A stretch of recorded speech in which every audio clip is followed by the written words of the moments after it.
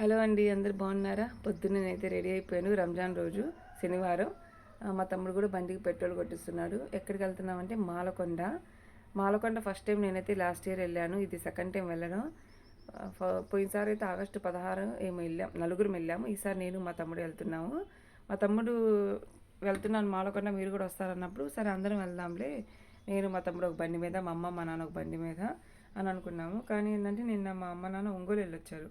ఇంకా బాగా అలసిపోయారు, వాళ్ళు రాలేరు అనేసి నేను మా తమ్ముడైతే బయలుదేరిపోయాము. ఇంకా ఇక్కడ కనిగిరి నుండి బయలుదేరితే పామూరు వెళ్ళేదాకా కూడా అన్ని పల్లెటూర్లేనండి. ఇంకా పామూరు నుండి మాలకొండ వెళ్ళేదారు కూడా మొత్తం పల్లెటూర్లతో, పచ్చని పొలాలతో చాలా అందంగా ఉంటుంది.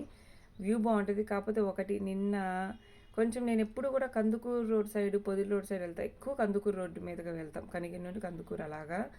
ఆ దారి ఓకే, కానీ ఇది కొత్తగా ఉంది. ఎక్కువ గాలి అండి, చెవులు దిమ్ములు పెట్టిపోయాయి నిన్నైతే నాకు. మేము ఉదయం 7:45 అయితే బయలుదేరిపోయాము. ఈ దారంతా కూడా కొండలే ఉంటాయి.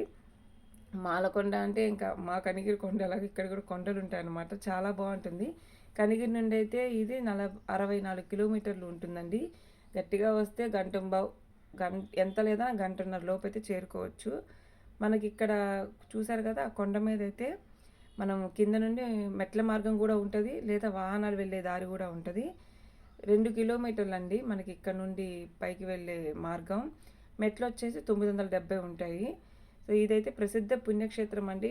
మన ప్రకాశం జిల్లాలో ఉన్న ఈ క్షేత్రం అయితే ఫేమస్ అనమాట, నరసింహస్వామి ఆలయం అన్నిట్లో కల్లా కూడా. ఎందుకంటే ఇది కేవలం శనివారం మాత్రమే తెరిచి ఉంచుతారు, మిగతా వారం రోజులు కూడా మూసివేయబడుతుంది అనమాట. సో ఇక్కడ మనకు అన్నీ అందుబాటులో ఉంటాయండి. కింద ఇది వచ్చేసి మనకి ఆర్చ్ అనమాట. ఇక్కడ మనకైతే వాహనాల కోసం కొంచెం ఒక 20 రూపాయలు అలా తీసుకుంటారు, అంటే ఘాట్ రోడ్లో వెళ్ళడానికి అనమాట. ఆర్చ్ అంటారు దీన్ని. సో ఇక్కడ నుండి దాటిన తర్వాత మనం ఇంకా కొండ మీద వెళ్ళడానికి ఘాట్ రోడ్డు. ఇదైతే చాలా మెలికలుగా ఉంటుందండి. చాలా చిన్నది, అంటే అక్కడే మెలికలు ఉంటాయి. మనం తిరుపతి, శ్రీశైలం చూస్తుంటే అవి కొంచెం పెద్దగా కదా, ఇదేంటంటే అక్కడక్కడే మెలికలు ఉండడం వల్ల కొంచెం కష్టంగా ఉంటుంది. అయినా కానీ దైవబలంతో, నమ్మకంతో ముందుకెళ్ళడమే. కానీ చాలా జాగ్రత్తగా డ్రైవ్ చేయాలి. నాకు కొంచెం భయంగానే ఉంది మా తమ్ముడు డ్రైవ్ చేస్తూ ఉంటే. ఎందుకంటే చాలా అక్కడ ఇలా కరువు తిరిగేటప్పుడు కొంచెం భయంగా ఉంటుంది నాకు. మరీ చూసారు కదా, ఇలా బెండ్ అయిపోతుంది. ఇక్కడ టెంపుల్ వచ్చేసి శనివారం ఉదయం 6కి అలా తెరుచుకుని ఉంటుంది. సాయంత్రం అయితే మనకి 5:30 ఆ ప్రాంతాల్లో మూసివేయబడుతుందండి. ఎవరన్నా ప్లాన్ చేసుకుని రావాలనుకున్న వాళ్ళు పొద్దున్నే బయలుదేరిపోతేనే దర్శనం అనేది బాగా తొందరగా అయిపోతుంది. ఇంకోటి ఏంటంటే ఈ ఘాట్ రోడ్లో మనకి బస్సులు అయితే రావు, మన ఓన్ వెహికల్స్ రావాల్సిందే, లేదా కింద ఆటోలు మాట్లాడుకొని రావాల్సిందే. నేనేం చెప్తానంటే, ఎవరైనా హెల్త్ బాగాలేని వాళ్ళు పొద్దున్నే, అంటే షుగర్ పేషెంట్లు కానీ ఇంకెవరైనా హెల్త్ బాగాలేని వాళ్ళు పొద్దున్నే బ్రేక్ఫాస్ట్ చేసి బయలుదేరిపోతే 7-7:30 కల్లా సరిపోతుంది. లేదు అంటే మనం ఇంటి దగ్గరే ఏదైనా ఫుడ్ ప్రిపేర్ చేసుకొని తెచ్చుకోవచ్చు. చాలామంది ఇక్కడ తెచ్చుకొని తినడానికి కూడా అనుకూలంగానే ఉంటుంది. ఎక్కడైనా విశ్రాంతి తీసుకోవడానికి, ఆగి తినడానికి కూడా చాలా బాగుంది. చూసారు కదా లోయ, అంతా అడవిలాగా, దట్టమైన అడవి, కొండలు మధ్య ఈ గుడి అయితే చాలా బాగుంటుంది. అన్ని కార్లేనండి, చూసారా చక్కగా ఎలా వస్తున్నాయి వెహికల్స్ అన్నీ కూడా. ఈ మాలకొండ వచ్చేసి రాష్ట్రంలో, మన ఏపీ రాష్ట్రంలో ప్రకాశం జిల్లాలో ఉండేది. పూర్వం అయితే ఇది నెల్లూరు జిల్లాలో ఉండేది భాగంగా. ఇది వలేటివారిపాలెం మండలంలో ఒక గ్రామం అన్నమాట. లక్ష్మీ నరసింహస్వామికి అంకితం చేయబడిన ఒక ప్రసిద్ధ కొండ ఆలయం ఇది. మాల్యాద్రి అని కూడా పిలువబడే ఈ ఆలయం పురాతనమైంది. దీన్ని మాల్యాద్రి అంటారు, మాలకొండ అని కూడా అంటారు. మాలకొండ అనేది కందుకూరు నియోజకవర్గంలోకి వస్తుంది. ఇది కందుకూరు నుండి కూడా ఒక 32 కిలోమీటర్లు అలా ఉంటుందండి. అంటే ఎవరన్నా రావాలనుకునే వాళ్ళు కందుకూరు నుండి వస్తారనమాట. మేమేంటంటే కనిగిరి కాబట్టి కనిగిరి నుండి పామూరు వచ్చి, పామూరు నుండి అయితే మాలకొండ వస్తున్నాము. ఫస్ట్ మేము పామూరు రావాలి. పామూరు నుండి కందుకూరు వెళ్ళే దారిలో ఈ మాలకొండ అయితే ఉంటుందన్నమాట. ఇక్కడ శ్రీ మాల్యాద్రి లక్ష్మీ నరసింహస్వామి కొలువై ఉన్నారు. గరుత్మంతుడు విష్ణువుకి విశ్రాంతి కోసం ఎంచుకున్న మాల, అంటే పర్వతం ఇదనమాట. కాబట్టి ఇది మాలకొండ అయింది. అలానే అగస్త్య మహాముని తపస్సు చేసిన ఈ క్షేత్రంలో స్వామి జ్వాలా నరసింహునిగా కొలువై ఉన్నాడు. ఈ ఆలయం సంవత్సరంలో శనివారాలు మాత్రమే తెరిచి ఉంటుందని చెప్పాం కదా. అలానే మనకి మిగతా 6 రోజులు దేనికి అంటే మునులు, ఋషులు, దేవతలు పూజించడానికి తెరిచి ఉంటుంది. అంటే వాళ్ళకు మిగతా 6 రోజులు దేవతల కోసం, ఒక్క శనివారం మాత్రమే సాధారణ భక్తుల కోసం అయితే తెరిచి ఉంటుంది. అది కూడా ఉదయం 6 నుండి సాయంత్రం ఒక 5:30 అలాగా. చూసారు కదా, 2 కిలోమీటర్ల ఘాట్ మార్గం, అదే ఘాట్ రోడ్డు. మనకైతే మా తమ్ముడు 3 నిమిషాల్లో అయితే పైకి తీసుకొచ్చేసారు. 3-4 నిమిషాల కన్నా ఎక్కువ పట్టదు. అన్ని కార్లేనండి పైకి వచ్చాక. చూసారా, మనం ఎంత పొద్దున్నే బయలుదేరితే అంత తొందరగా దర్శనమయ్యి మధ్యాహ్నం కల్లా అయిపోయింది దర్శనం, భోజనం టైం కల్లా. ఇంకా ఎవరికన్నా ఇబ్బంది ఉంది, షుగర్ పేషెంట్లైనా ఇంకేదైనా అనారోగ్యం ఉన్న వాళ్ళైనా చక్కగా టిఫిన్ చేసి రండి. ఎందుకంటే క్యూ లైన్లో చాలాసేపు నుంచునేసరికి నీరసం వచ్చేస్తుంది అనమాట. చూసారు కదా, ఎక్కడ చూసినా జనాలు. ఈరోజు కొంచెం బెటర్, లాస్ట్ టైం వెళ్ళినప్పుడైతే ఇంకా ఖాళీ లేదు. ఈవెన్ వీడియోస్ తీయడం కూడా కష్టం తెలుసా, ఇంత రద్దీలో కానీ కనీసం అలా ఉంటుంది అనమాట. ఇంకా మా తమ్ముడు ఏంటంటే కొంచెం గుండు కొట్టించుకునే మొక్కుందనమాట. అందుకని ఫస్ట్ మేము కళ్యాణ కట్ట దగ్గరికి వెళ్ళాలనుకుంటున్నాము. ఇంకా కళ్యాణ కట్ట దగ్గరికి వెళ్ళి గుండు చేయించుకొని ఇంకా స్నానం చేసి ఇంకా దర్శనం చేసుకోవాలి. ఇక్కడ ఏంటంటే మనకి వచ్చిన వాళ్ళు రెస్ట్ తీసుకోవడానికి అటు ఇటు రేకులు ఉన్నాయి చూసారా, ఇంత నేను చూపించాను. అక్కడ చక్కగా కూర్చుంటారండి అందరూ. దీనికి కళ్యాణ కట్ట దగ్గర టికెట్ వచ్చేసి ఒక ₹25 ఏమో, ఇలా మనకి మొక్కు తలనీలాలు సమర్పించడానికి ఒక ₹25 ఉంటుంది అంతే. ఇక్కడ షాపింగ్ కాంప్లెక్స్ ఉంటుంది, అన్నీ కొనుక్కోనుకుంటా. కానీ ఒకటి చెప్తానండి, ఇక్కడ అన్ని రేట్లు ఎక్కువే, ప్రతిదీ డబల్ రేట్లు ఉంటాయి.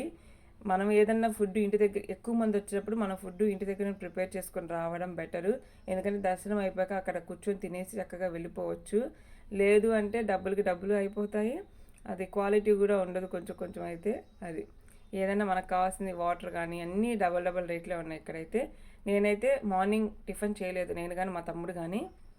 ఇక్కడికి వచ్చేసాము, ఒక బాటిల్ తీసుకున్నాము. ఇంకా మా తమ్ముడు గుండు కొట్టించుకొని స్నానం చేసి వచ్చాడు. ఇక్కడ స్నానం గదులు కూడా ఉన్నాయండి, ఆడవాళ్ళకి మగవాళ్ళకి. చక్కగా ఇబ్బంది ఏమి ఉండదు. ఒక కళ్యాణ కట్ట దగ్గర వెనక సైడ్ మనకైతే స్నానపు గదులు కానీ అంత చక్కగా ఉన్నాయి. ఎవరన్నా మొక్కు చెల్లించుకొని స్నానం చేసి మార్చుకోవడానికి కొని. ఇంకా ఈ టికెట్లు తీసుకున్నాము. ప్రత్యేక దర్శనము ₹100 అండి మనిషికి. ఇదే కాకుండా ఫ్రీ దర్శనం కూడా ఉంది.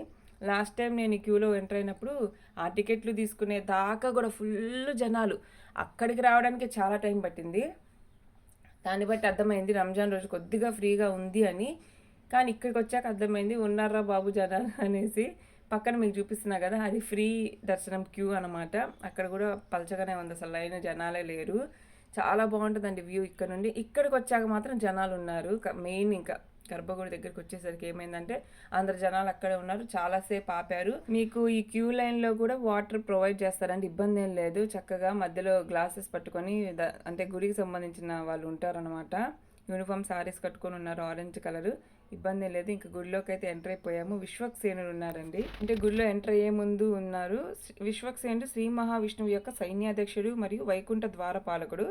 విష్ణు భక్తులలో ముఖ్యంగా శ్రీ వైష్ణవ సంప్రదాయంలో ఏ శుభకార్యానికైనా విఘ్నాలు కలగకుండా ఉండడానికి ఈయన్ని పూజిస్తారు. ఆకారంలో వినాయకుని పోలి ఉన్నప్పటికీ విశ్వక్సేనుడు ద్విదంతుడు మరియు విష్ణుగణాలకు అధిపతి అనమాట. ఇంకా అలా రాగానే బయట శివాలయం అయితే ఉంటుందండి. శివాలయం కిందకి వస్తే శివాలయంలో శివుని కానీ దర్శనం చేసుకొని వచ్చేస్తుంటే ఇక్కడ అందరైతే పొంగళ్ళు పెట్టుకుంటున్నారు చూసారా. చక్కగా పొంగళ్ళు కూడా పెట్టుకుంటారు ఇక్కడ నైవేద్యంగా. కొబ్బరికాయలు కొట్టడానికి ప్లేస్ అయితే ఇది.